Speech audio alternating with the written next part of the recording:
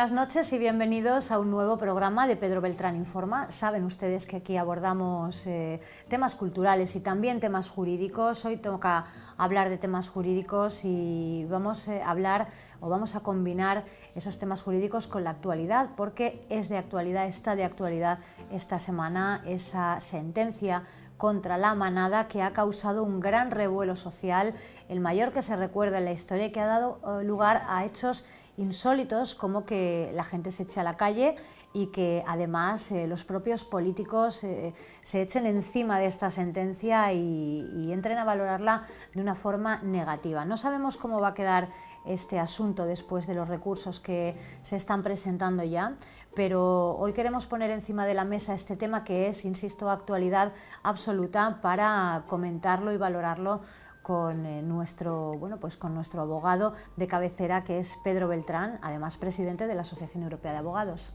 ¿Qué tal, Pedro? ¿Cómo estás? Muy bien, buenas noches y gracias por venir a nuestro despacho. Gracias a ti, como siempre, y bueno, pues hoy teníamos que hablar de La Manada porque no se habla de otra cosa en España.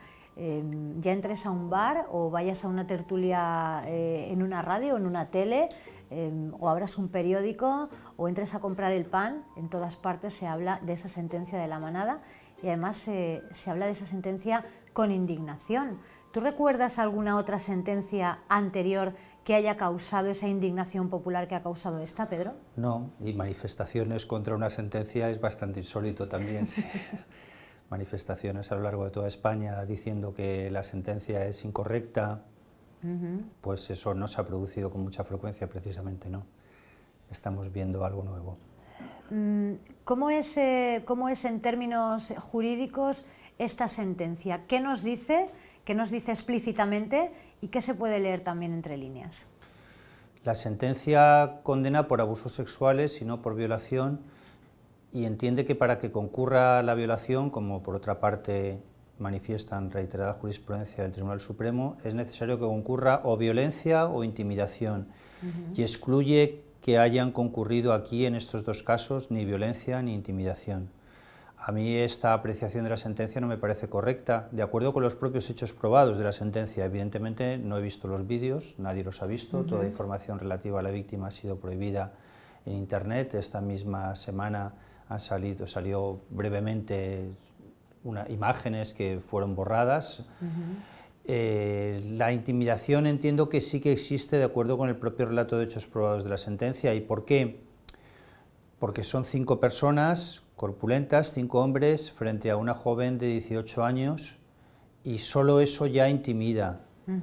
Es decir, podría ser discutible si existe esta intimidación o no, si los mismos hechos se hubieran producido con una sola persona, pero 5 en un lugar reducido, en un lugar pequeño, 5 personas contra una, ya eso genera en la víctima una situación de indefensión y de intimidación psicológica que le impide de cualquier forma poder defenderse, vamos. Y en eso creo que la sentencia no es correcta, porque sí que debería haber condenado por delito de violación.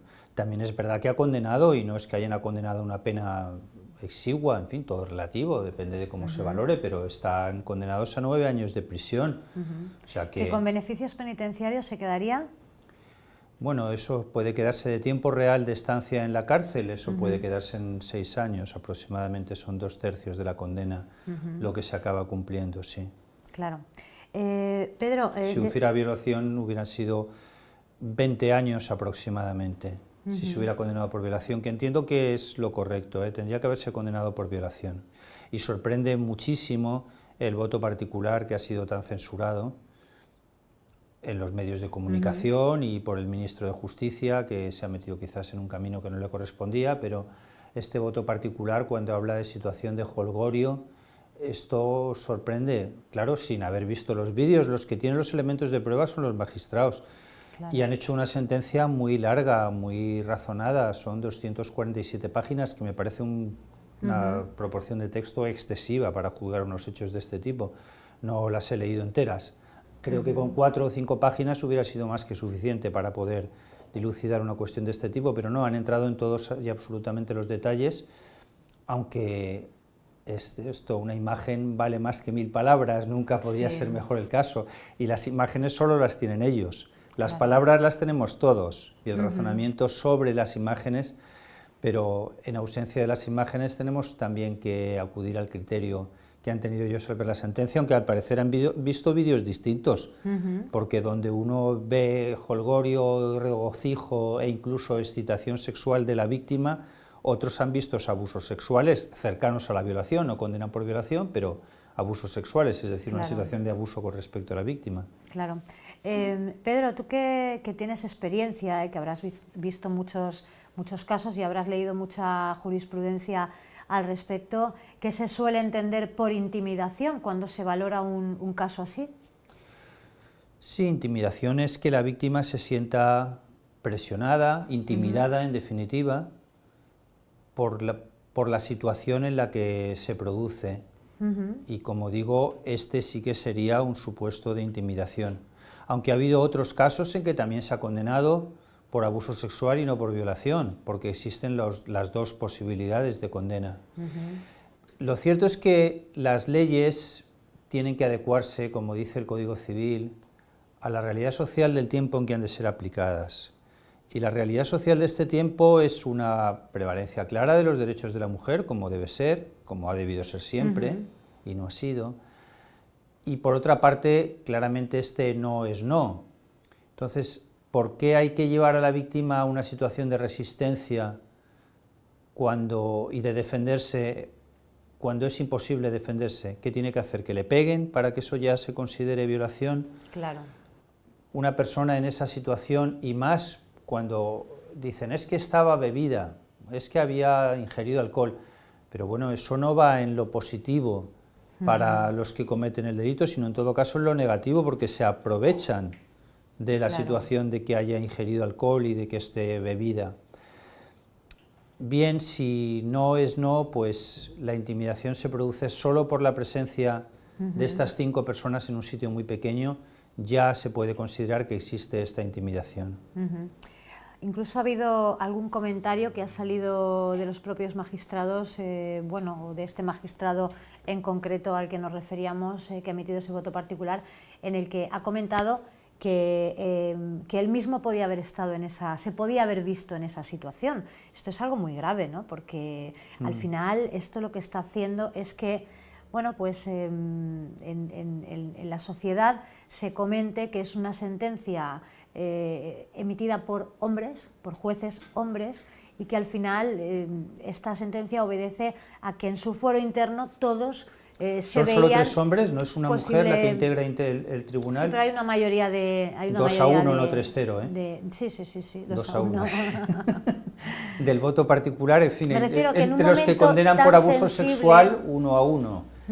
Bueno, hubiera sido curioso que la mujer hubiera dicho que se le condenaba por violación. En ese caso, bueno, realmente no hubiera habido mayoría para dictar la sentencia, porque si hay un absolutorio, otro abuso sexual y otro que pida violación, sí es 2-1, no es 3-0, sí. Sentencia. Me refiero a que en un momento tan sensible como este, en el que se habla tanto de machismo, se habla, en fin, sobre todo de las formas incluso que se utilizan para referirnos a estos casos, resulta curioso que se haga ese comentario y que se siembre más aún, se encienda aún más la mecha, ¿no? en una sociedad que está absolutamente indignada. Faltaba el ministro de Justicia, sembrando la duda sobre esos presuntos problemas que puede tener este magistrado. Sí, la frase todo el mundo lo sabe.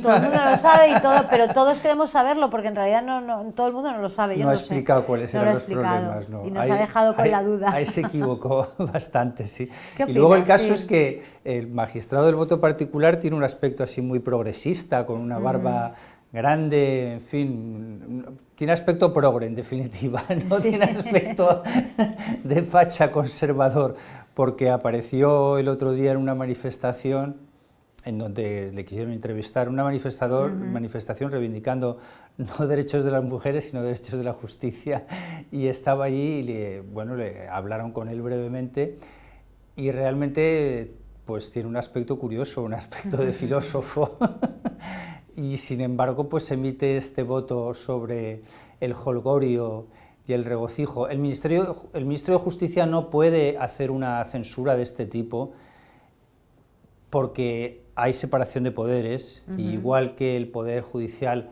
no critica, no es que no deba criticar, sino que no lo hace, no critica las decisiones del Poder Ejecutivo, tampoco debe el Poder Ejecutivo criticar las del Poder Judicial. Eso es una fórmula de respeto entre poderes que está establecida desde siempre y que nos hemos saltado por primera vez, quizás llevado el ministro de la euforia popular. Sí. No del Partido Popular, sino del pueblo en general que ha salido a la calle. Sí. Y luego, además, lo que no puede hacer es comentarios con insinuaciones.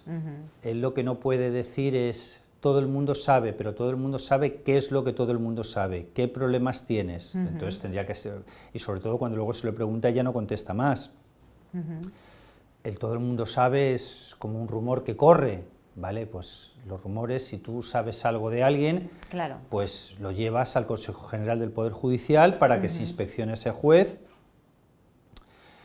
No parece un comentario propio de un ministro, ¿no? Es decir, y es menos un del de comentario, Justicia, sí. claro, es un comentario que se puede lanzar en una tertulia, se puede lanzar por parte de, desde luego, no de un político, sino, pues, Sí. no sé, de un periodista, por ejemplo, Sí.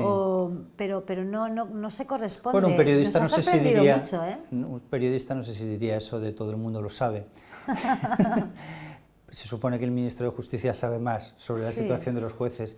Margarita Robles, la portavoz parlamentaria del PSOE, se mostró a favor del ministro y Pedro Sánchez la cortó y dijo que no, que de eso nada, que no se podían criticar las decisiones del Poder Judicial, o sea que la desautorizó. Claro, claro. Sí, el ministro ha sorprendido porque es un comentario, en general, de los partidos políticos hablan de reformas y de cursos, como cursos de reeducación. A mí eso me hace mucha gracia, Sí, que hay que reeducar a los jueces en violencia machista, que hay que enseñarles a los jueces lo que es una violación, en fin, da un poco risa, ¿eh?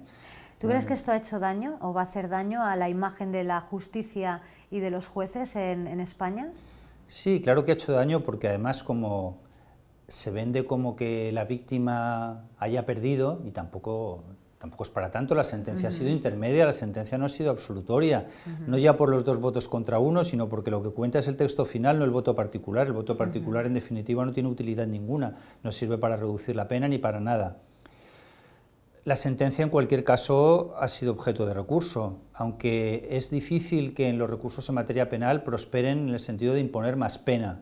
Más bien los recursos en materia penal se orientan hacia la absolución del acusado, y ya es muy difícil encontrar sentencias que después de haber sido absolutoria sea condenatoria la sentencia. En este caso, la sentencia no es absolutoria y los hechos probados son muy amplios, con lo cual, amparándose en los hechos probados, pues se podría, en todo caso, dictar una nueva sentencia con las pruebas que han practicado los jueces y que han tenido por probadas, porque esos mismos hechos son perfectamente subsumibles en el delito de violación.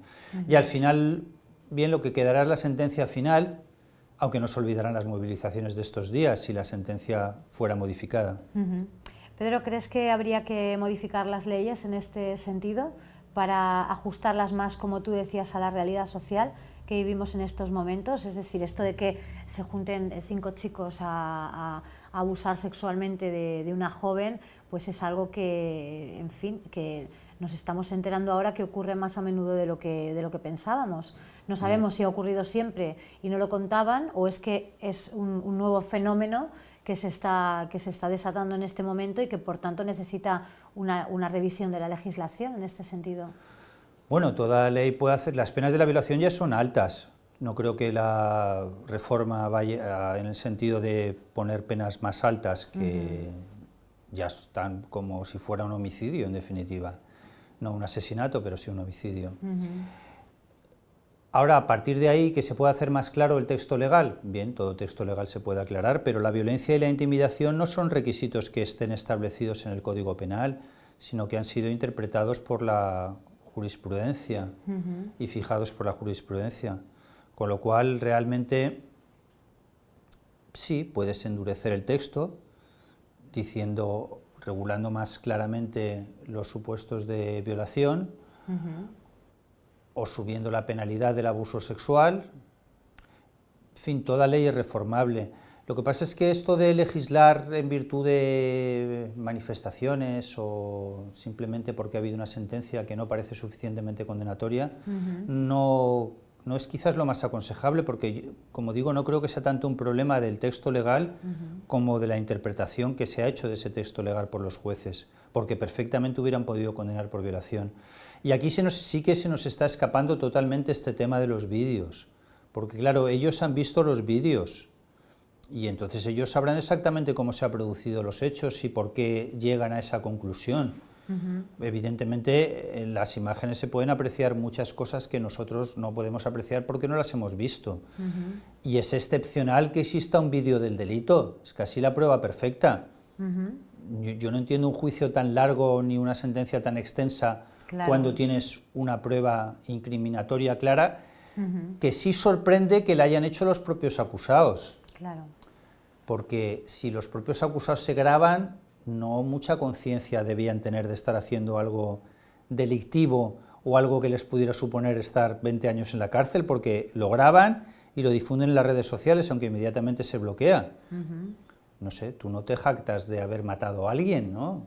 Y tampoco te jactas de haber violado a alguien. Claro. O si lo haces, digo yo, el que lo haga, pues lo hará en un círculo de 2 o 3 amigos, pero no se le ocurre hacer un vídeo. Yo he tenido un caso de violación muy curioso, porque se trataba de un hombre de unos 55 años que viola nada menos que a su suegra, que tiene 80.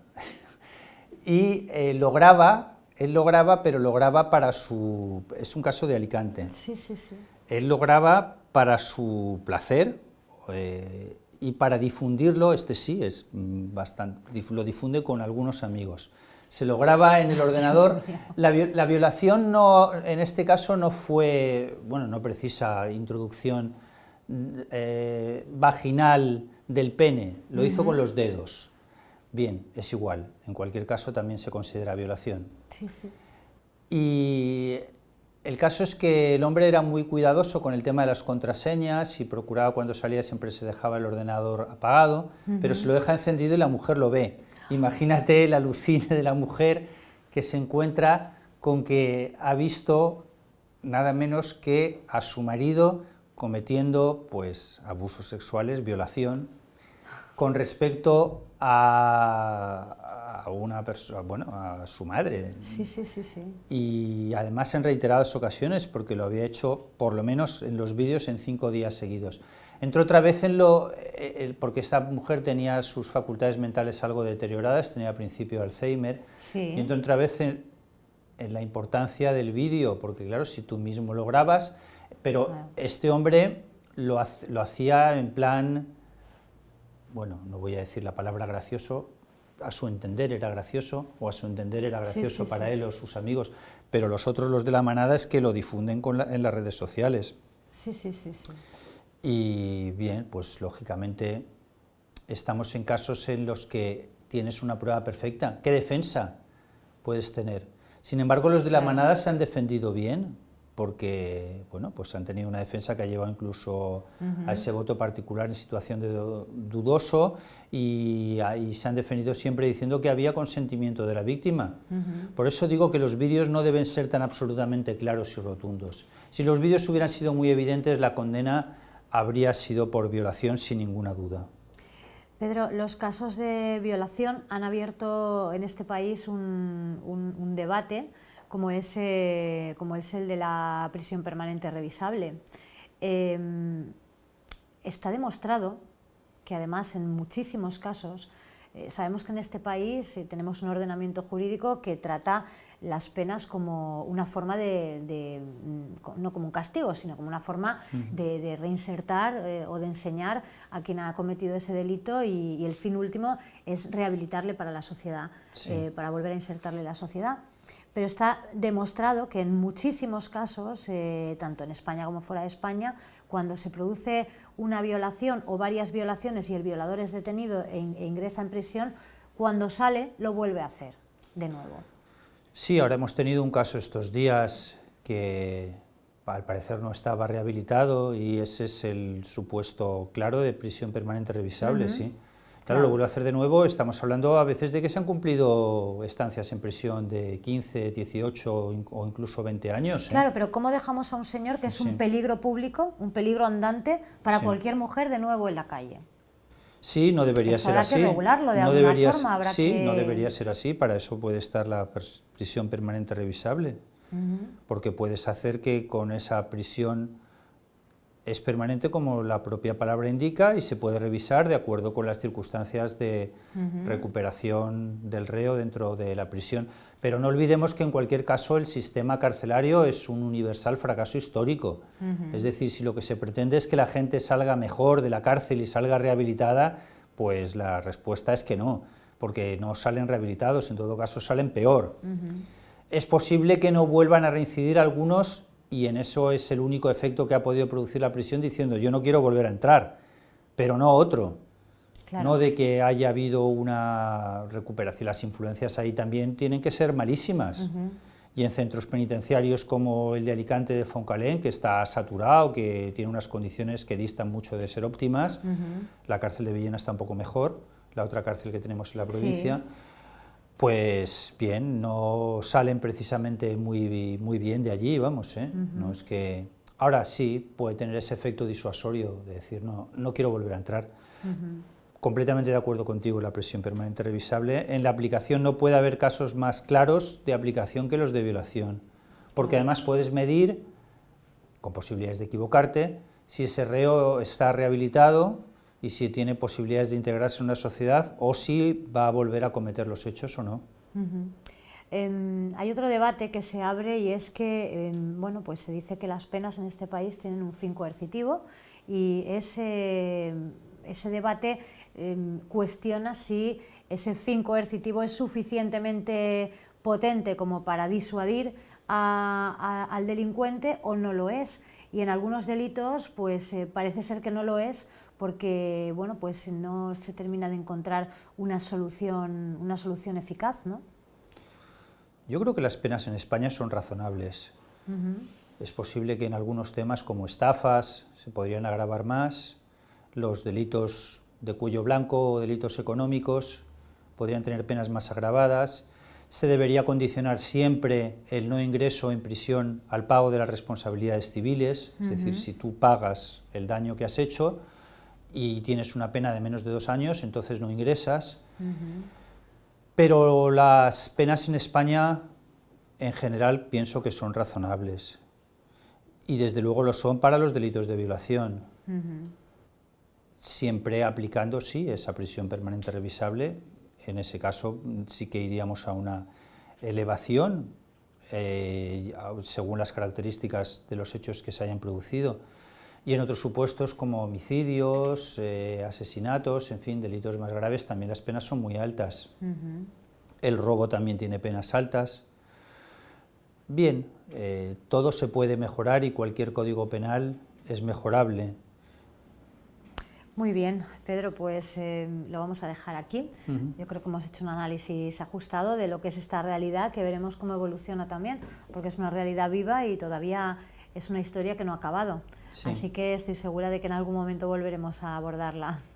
Pues muchas gracias y nos vemos la semana próxima. Muy bien. Bueno, pues nos despedimos, lo hacemos hasta la próxima semana, volveremos con más temas de actualidad, temas jurídicos o temas culturales, quién sabe, en este programa en el que lo que tratamos es de informarles y entretenerles a la vez. Nos vemos la próxima semana, hasta entonces.